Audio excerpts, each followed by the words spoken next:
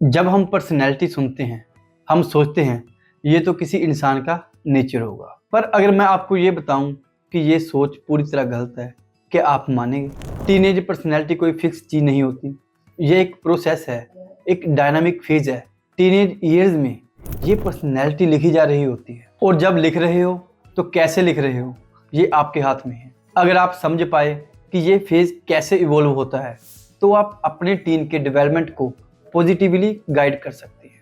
Personality का मतलब सिर्फ बिहेवियर नहीं होता, ये बहुत ज़्यादा चीज़ों का कॉम्बो होता है। जैसे कि स्ट्रेस आने पर कैसे रिएक्ट करता है आपका टीन, फिर या गुस्सा जब आए तो क्या करता है, अपने डिसीजंस कैसे लेता है, कॉन्फिडेंस कितना है। ये सब चीज़ें मिलकर बनाती है उनकी पर्सनैलिटी, और ये सब कुछ टीनेज के दौरान शेप लेना स्टार्ट कर देता है। इस वक्त टीन अपनी पहचान बना रहा होता है, और हर चीज़ जो वो सीखता है वो उसकी फ्यूचर आइडेंटिटी का हिस्सा बन जाती है। सबसे पहले बात करते हैं बायोलॉजी नर्वस सिस्टम की। टीनेज एक हार्मोनल स्टॉर्म होता है जहां सब कुछ हिलता डुलता है। टेस्टोस्टेरोन, एस्ट्रोजन, डोपामाइन, कोर्टिसोल, ये सब हार्मोन्स ऐसे फ्लैक्चुएट करते हैं जैसे एक रोलर कोस्टर राइड। आयुर्वेद के हिसाब से भी ये टाइम होता है जब पित्त दोष ज़्यादा होता है, मतलब इंटेंसिटी हाई, इमोशन स्ट्रॉन्ग और रिएक्शन तेज है। अगर बायोलॉजिकल नर्वस सिस्टम बैलेंस नहीं होता तो टीन जल्दी गुस्सा करेगा, इम्पल्सिव हो सकता है, रेस्टलेस रहेगा, या फिर विथड्रॉन भी हो सकता है। अगर ये बैलेंस सही हो तो ये हार्मोनल चेंजेस उनकी पर्सनैलिटी को ग्राउंडेड और फोकस बना सकते हैं। अब बात करते हैं ब्रेन की। टीनेज ब्रेन फुली डेवलप्ड नहीं होता।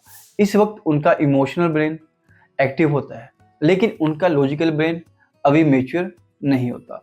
तो जो भी चीज़ें वो इस दौरान फील करते हैं वो उनके ब्रेन में एक डिफ़ॉल्ट पैटर्न बन जाता है, और ये पैटर्न्स जब रिपीट होते हैं तब वो उनकी पर्सनैलिटी का हिस्सा बन जाते हैं। इमोशंस बहुत स्ट्रॉन्ग होते हैं, इम्पल्स कंट्रोल वीक होता है, और लॉजिक धीरे धीरे आता है। इस स्टेज में अगर टीन को सही गाइडेंस मिलती है तो उनका ब्रेन हेल्दी डायरेक्शन में डेवलप हो सकता है। लेकिन सिर्फ हार्मोन्स और ब्रेन की बात करना काफ़ी नहीं है। टीनेज का पर्सनैलिटी एनवायरनमेंट से भी शेप होता है, जैसे पेरेंट्स का response, comparison, criticism, emotional safety, validation, school pressure, social media exposure.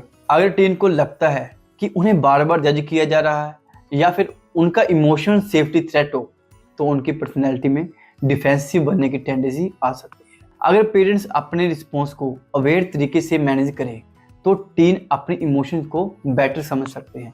ये पर्सनल ग्रोथ का एक नेचुरल स्टेप है जिसमें गाइडेंस बहुत ज़रूरी होती है। टीनेज में कुछ कॉमन पर्सनैलिटी पैटर्न बन जाते हैं, जैसे angry, withdrawn, silent tin, over achiever with anxiety, avoidant tin, over thinking tin, low confidence tin. ये नेचर नहीं होते, ये सब अडेप्टिव पैटर्न होते हैं, और जो अडेप्ट किया गया है उसको रीशेप भी किया जा सकता है।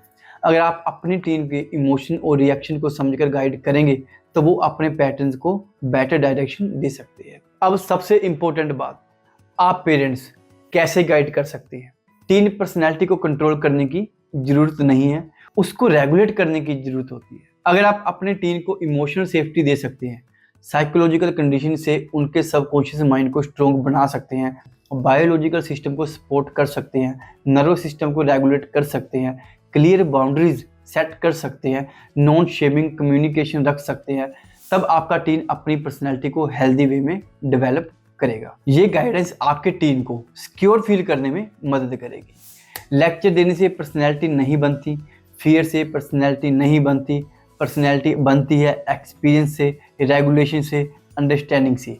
आपका रोल ये है कि अपने टीन को ये समझने में मदद करे कि इमोशन को हैंडल करना उनकी ग्रोथ का नेचुरल पार्ट है। अगर आप अपने टीन को समझकर चलेंगे तो उनकी पर्सनैलिटी को राइट डायरेक्शन मिल सकती है। पेरेंट्स एक बात याद रखिए, टीनेज प्रॉब्लम्स को इग्नोर मत करिए या सिर्फ फेज बोल के छुपाइए मत, क्योंकि जो इमोशनल पैटर्न आज आपके टीन के है वो आगे चल के उनकी एडल्ट पर्सनैलिटी बन जाते हैं। अगर आप इस फेज में अपने टीन को प्रॉपर बायोलॉजिकल, न्यूरोलॉजिकल और साइकोलॉजिकल गाइडेंस दे सकते हो तो वो एक कॉन्फिडेंट, इमोशनली स्टेबल एडल्ट बन सकते हैं। और ये सब कुछ आपके हाथ में है।